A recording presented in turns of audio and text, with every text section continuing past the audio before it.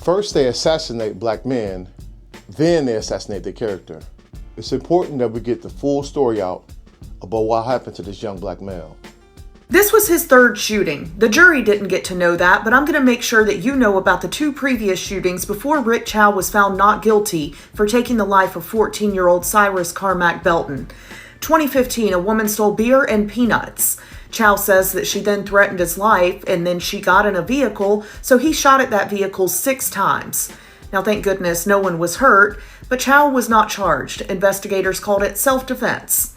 The second time was in 2018. A man stole oven cleaner. Chow says that man then assaulted him, so he shot him twice. No charges. Self-defense. The man who stole the oven cleaner, though, he was charged in connection with that case.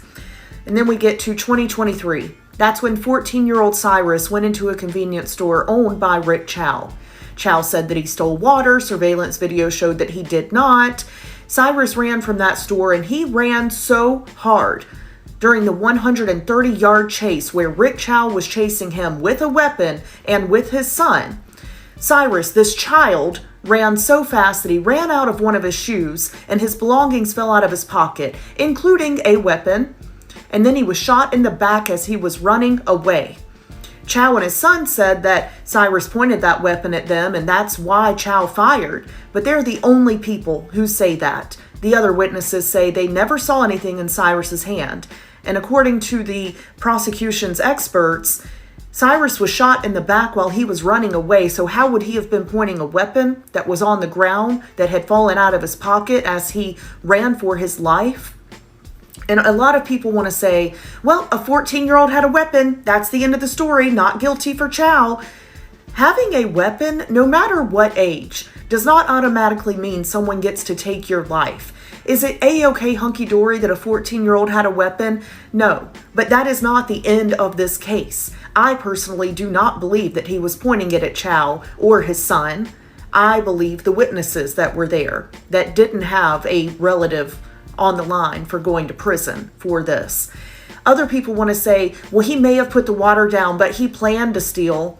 Planning to steal or even stealing should not be a death sentence.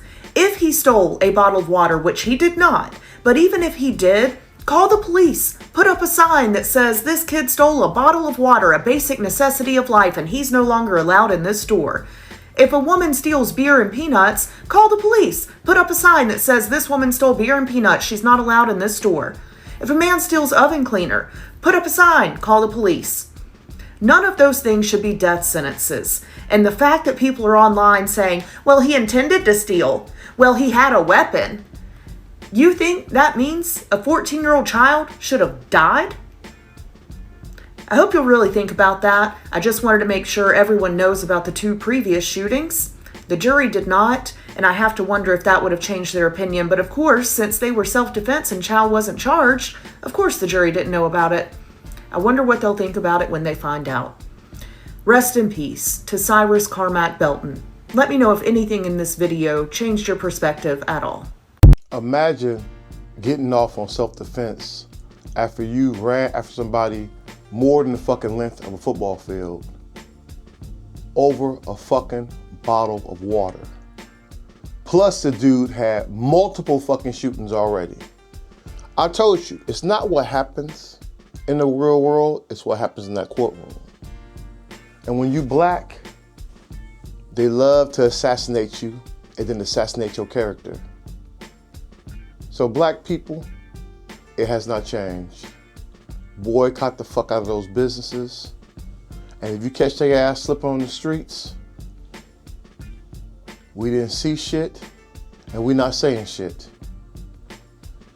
And whether it takes 10 months or 10 fucking years, we must be absolutely relentless in our fight against the white delusion of white supremacy.